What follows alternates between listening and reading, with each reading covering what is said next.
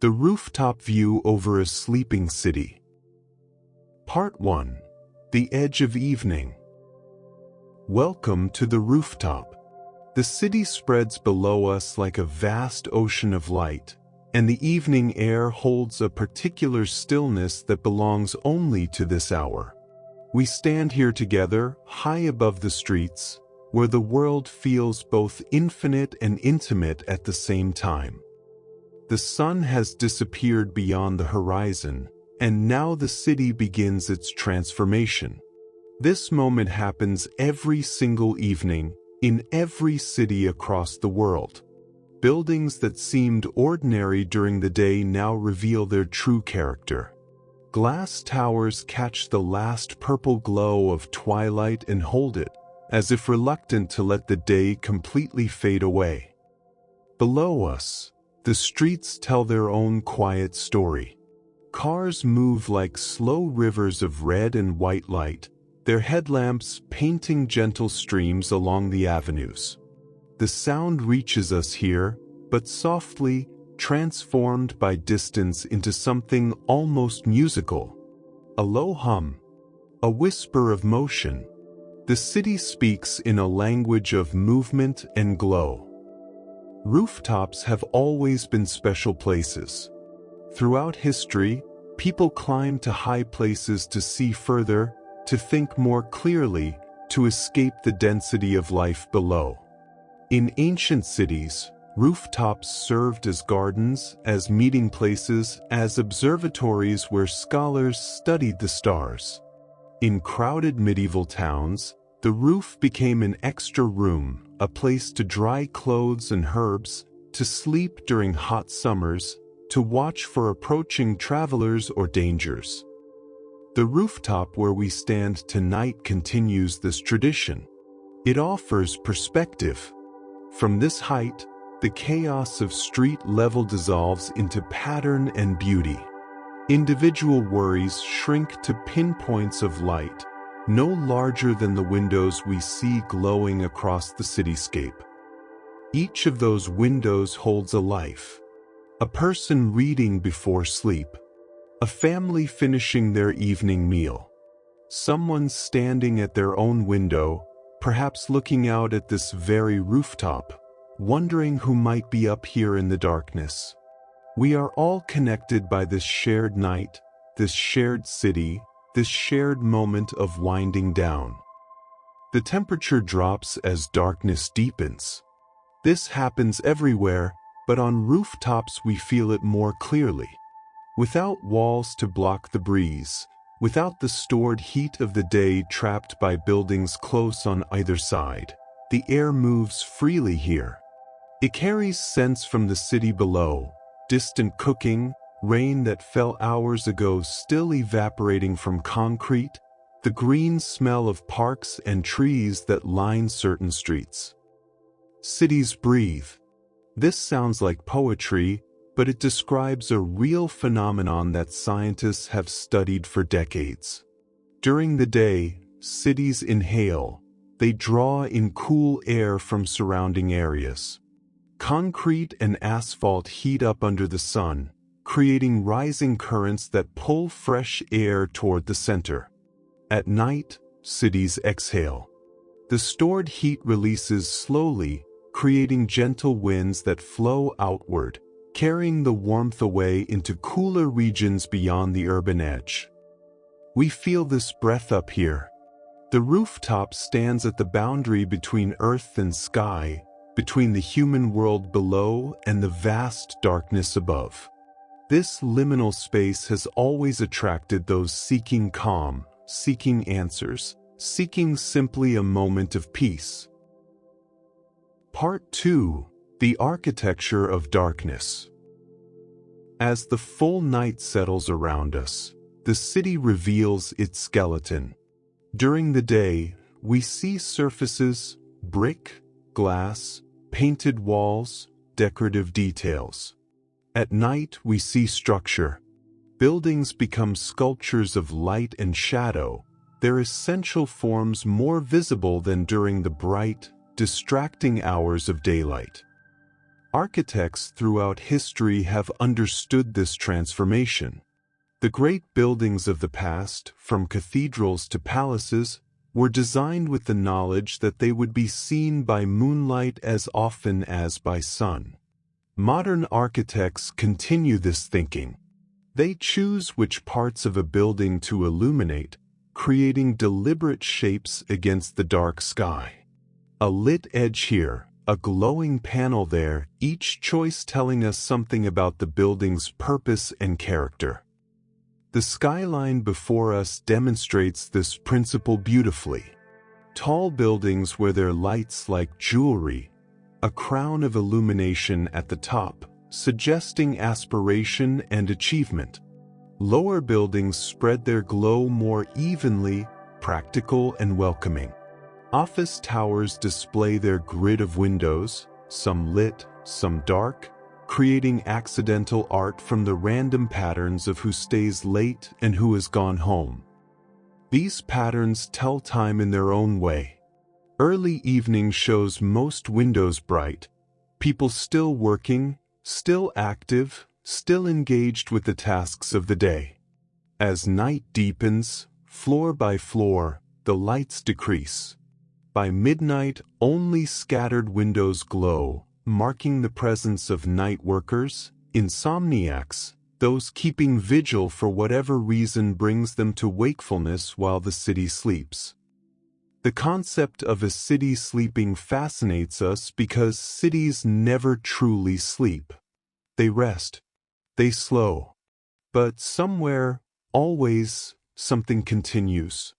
Hospitals never close their doors. Fire stations remain alert. Bakeries begin their work at 3 in the morning, so that fresh bread exists when the city wakes. Trains and buses run on reduced schedules, carrying home the last theatergoers and early shift workers toward their beds. This partial sleep creates a special atmosphere. Psychologists who study human behavior and emotion have found that nighttime changes us. Our thoughts move differently after dark. We become more reflective, more philosophical, more willing to consider questions we ignored during the busy brightness of day. The darkness holds us gently, reducing visual distractions, allowing our minds to wander inward. Many writers, artists, and thinkers throughout history have praised the night for this quality. They climbed to rooftops or walked empty streets, using the quiet to think more deeply, to see connections they missed in daylight's glare. The night offers permission to slow down, to observe without judgment, to simply exist without the pressure of constant doing. From our rooftop, we observe this permission spreading across the city. We see it in the way people move on the streets below, no longer rushing but strolling, ambling, taking their time. We see it in the parks, where a few figures sit on benches, looking up at the sky or simply sitting in companionable silence. We see it in the way the traffic has thinned, how the buses pass with more space between them, how the city has loosened its tight schedule and allowed itself to breathe. The air above the city tells another story. Look up now. The sky glows with a strange orange light, especially near the horizon.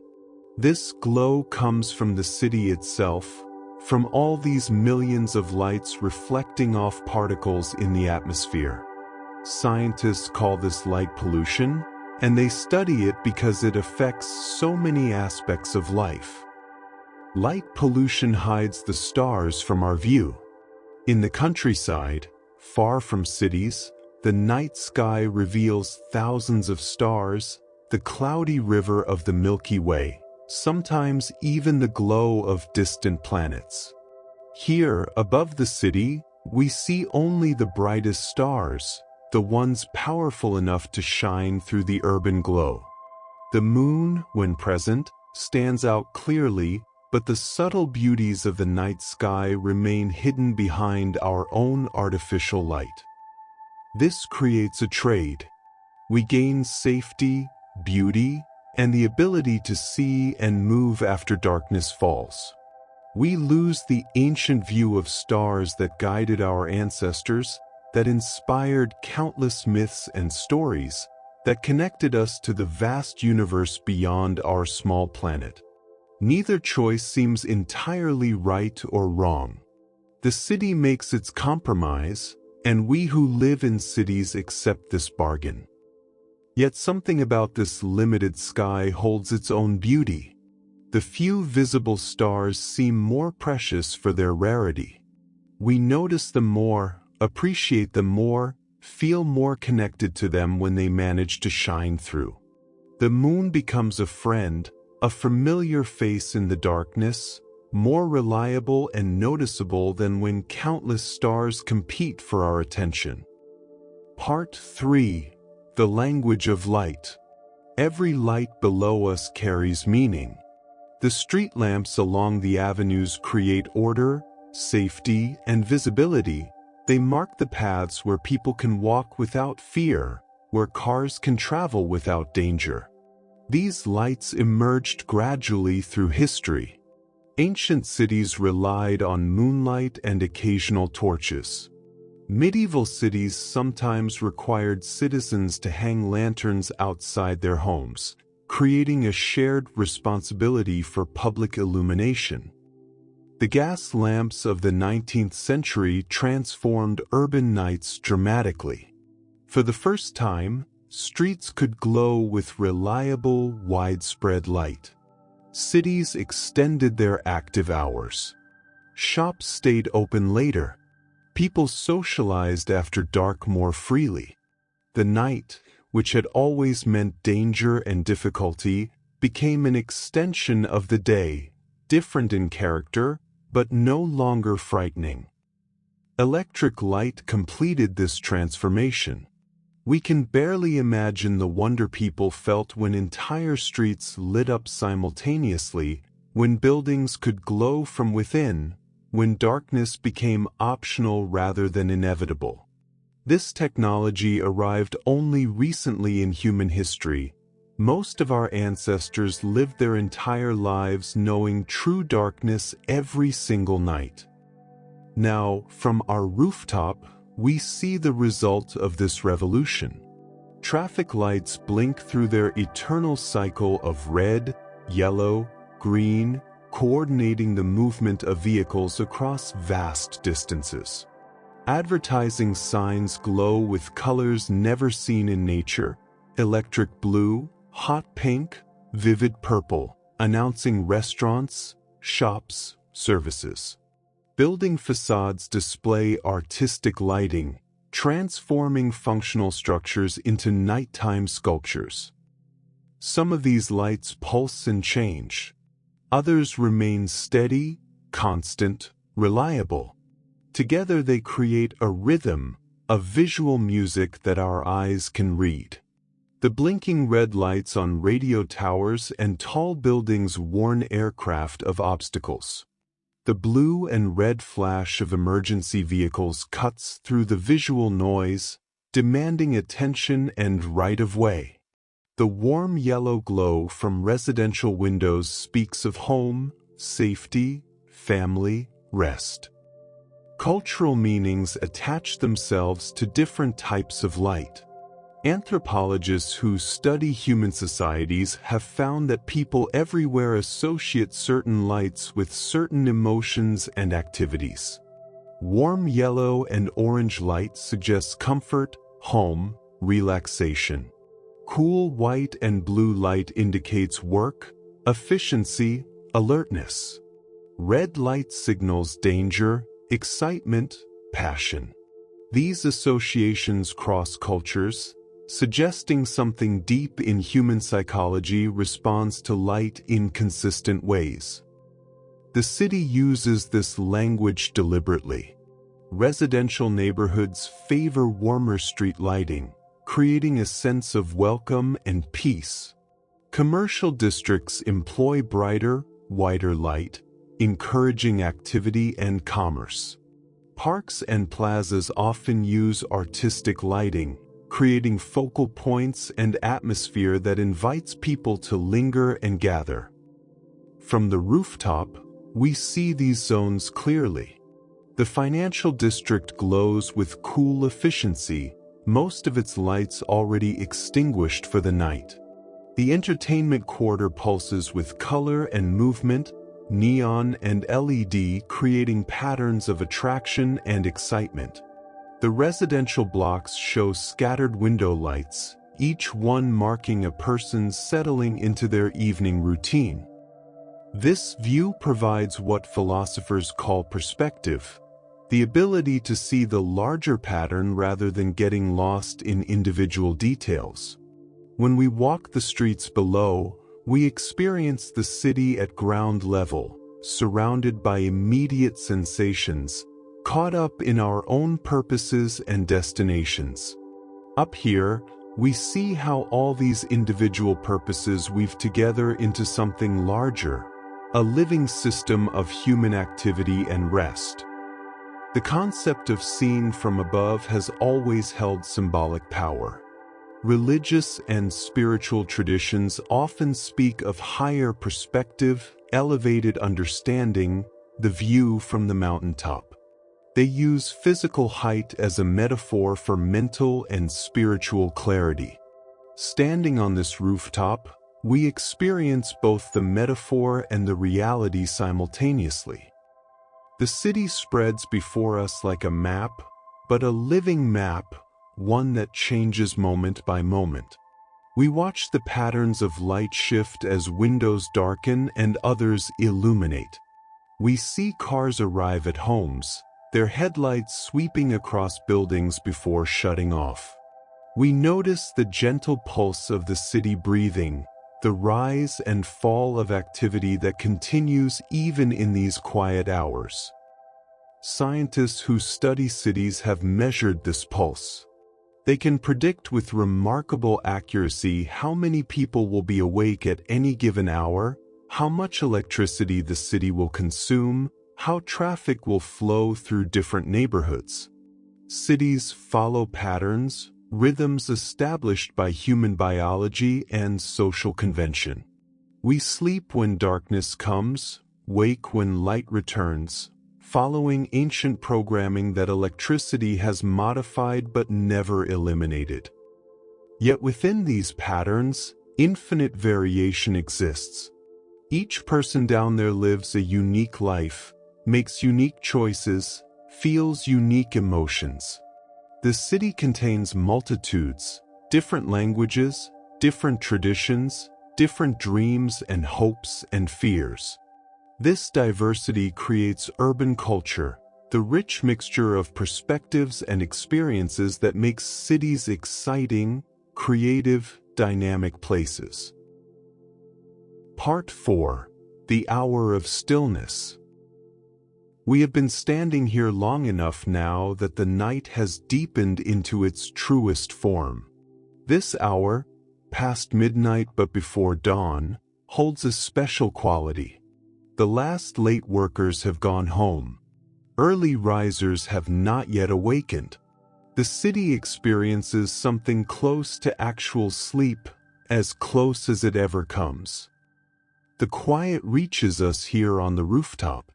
Even the distant traffic sounds have diminished to almost nothing. A few vehicles pass on the street below, their sound arriving delayed by distance, softened by air. The city has turned down its volume, given itself permission to rest. This hour has always attracted artists and dreamers. Night owls, we call them, people whose internal clocks prefer darkness to light, quiet to activity. They find in these hours a freedom denied during the day. The world expects less of them. The phone does not ring. Obligations wait until morning. The night creates a protected space where they can think, create, and be themselves without external demands. Urban planners and city officials have begun recognizing the value of this late-night culture. 24-hour cities, they call them, places where nighttime offers genuine activity and possibility rather than simply danger and closure. These cities protect their night workers, maintain transit service, keep certain spaces open and safe for those who move through darkness by choice or necessity. The rooftop where we stand serves this function beautifully. It remains accessible, a place where someone can climb when sleep refuses to come, when thoughts circle and spiral, when the walls of an apartment feel too close. Up here, the air moves freely, the view extends to the horizon, and the mind finds room to expand. Historians tell us that rooftops have always played this role. In hot climates, families slept on roofs during summer, escaping the heat trapped in rooms below. In crowded cities, the roof provided the only private outdoor space, a place for conversation and contemplation away from the noise and press of street life. In some cultures, rooftops became gardens, green spaces lifted toward the sky, combining the peace of nature with the convenience of urban living. The modern city continues these traditions in new forms. Rooftop restaurants and bars have become popular, offering views and fresh air. Some buildings add rooftop gardens and parks, creating public spaces high above the ground. Architects increasingly think vertically, recognizing that cities can grow upward as well as outward, that height provides not just more space but different quality of space. Our rooftop tonight offers simplicity rather than luxury.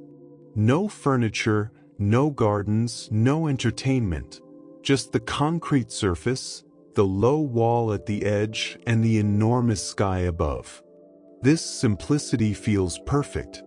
We need nothing more than this to experience the peace the night offers.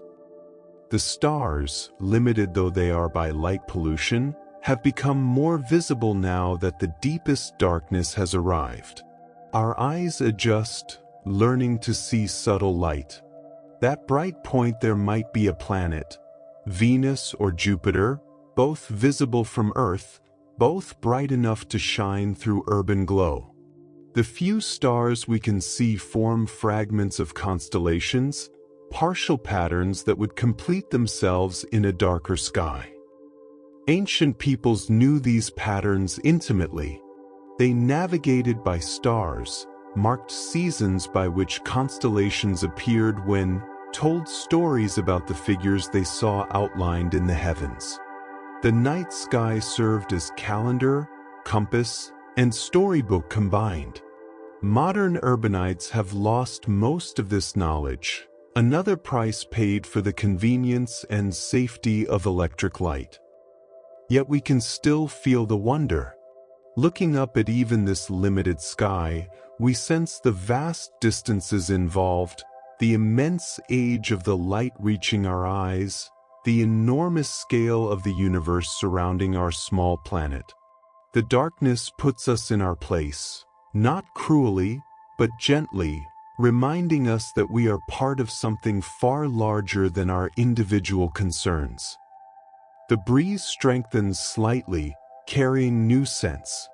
Somewhere nearby, perhaps in a park we cannot see from this angle, night-blooming flowers have opened their petals, releasing fragrance into the darkness. Some plants time their blooming to attract nocturnal pollinators, moths, bats, certain beetles that prefer darkness to day. These plants demonstrate that night has its own ecology, its own patterns of life and activity. The city, built by humans for human purposes, still contains this natural world. Trees line the streets, roots breaking through sidewalks, branches reaching toward whatever light they can find. Parks create islands of green among the concrete and steel.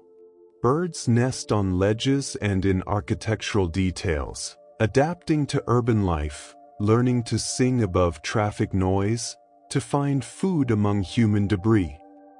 From the rooftop, we might hear an owl. Cities support surprising wildlife, and owls have learned to hunt rats and pigeons in urban environments. Their call carries through the night, an ancient sound unchanged despite the modern setting.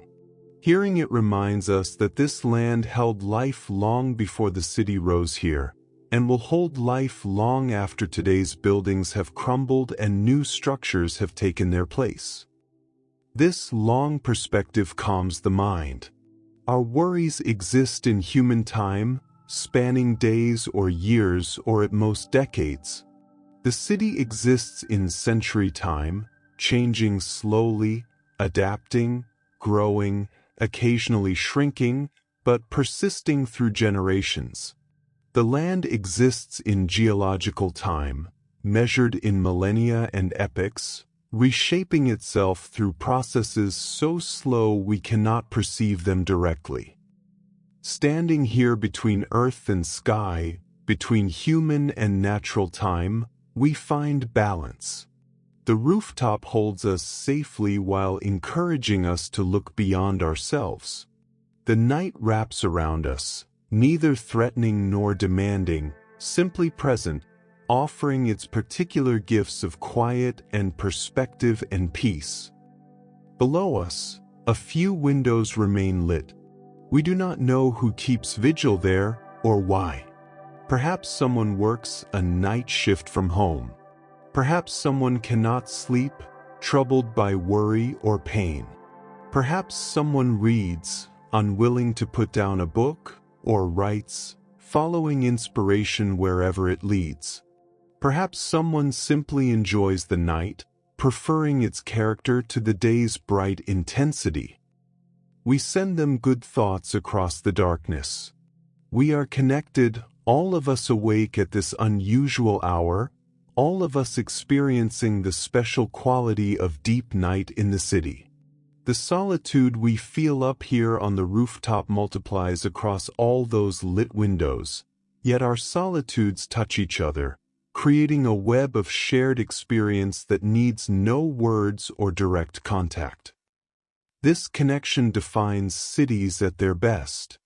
We live separately in individual homes, pursuing individual lives. Yet we share space, share infrastructure, share the experience of moving through the same streets, breathing the same air, watching the same sky. The city makes us neighbors whether we speak to each other or not. The traffic light far below cycles through its pattern even though no cars wait at the intersection. Red, yellow, green, red again, maintaining its rhythm through the empty hour. This dedication to routine, to maintaining order even when order seems unnecessary, reflects something essential about cities. Systems continue. Rules apply. The infrastructure persists, ready for the moment when activity resumes. Soon that moment will arrive. In an hour or two, the first early workers will emerge, delivery drivers, bakers, cleaners who service office buildings before staff arrive. They will move through streets still mostly empty, experiencing a version of the city that day workers never see. They are the advanced scouts, the ones who prepare the city for everyone else's day. Then gradually, like a slow sunrise, activity will increase. More windows will glow. More cars will appear. The buses will begin their routes. Coffee shops will open, cafes will raise their shutters, and the city will stretch and yawn and return to full wakefulness. But that moment has not arrived yet. Right now, this hour belongs to the deep night, to those of us awake and watching, to the peaceful stillness that settles over the sleeping city like a gentle blanket. We breathe slowly, matching our rhythm to the city's quiet breathing. We feel the cool air on our skin, the solid roof beneath our feet, the vast sky above. We exist fully in this moment, neither thinking about the past nor worrying about the future, simply present here on the rooftop, overlooking the city, sharing the night's peace. This practice of presence, of simply being here without agenda or purpose, offers deep rest even without sleep. The mind needs these moments of release, these pauses in the constant flow of thinking and doing. The rooftop provides the space. The night provides the time. We provide only our willingness to stop, to look, to breathe, to be. The city sprawls before us, a human creation that has become almost alive in its complexity and constant motion.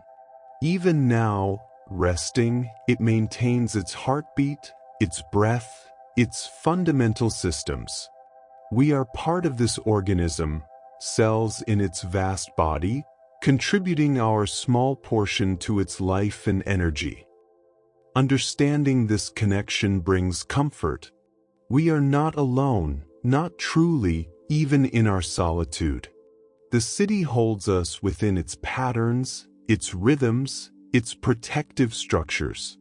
The rooftop offers elevation and perspective, but we remain part of the whole, participants in the endless dance of urban life. The hour grows very late now, or very early, depending on perspective. The darkest part of night begins its slow transition toward dawn, though no light yet shows on the horizon. The transition happens in feeling more than sight. A subtle shift in the air, a change in the quality of darkness, a sense of time moving forward toward the inevitable return of day. But day remains distant. For now, the night continues, offering its gifts of stillness and peace. The rooftop holds us safely at the edge of the sleeping city. The cool air refreshes us. The vast view reminds us of larger perspectives. The quiet allows our thoughts to settle like dust after a windstorm, gradually finding their proper places, no longer swirling in confusion. Thank you for joining this quiet journey across the rooftop and through the peaceful night. If these nighttime stories bring you calm, please subscribe for more gentle English lessons from tranquil places. Share in the comments where you would like to visit next. Perhaps a midnight beach, a silent forest, or a cozy winter cabin. Sleep well.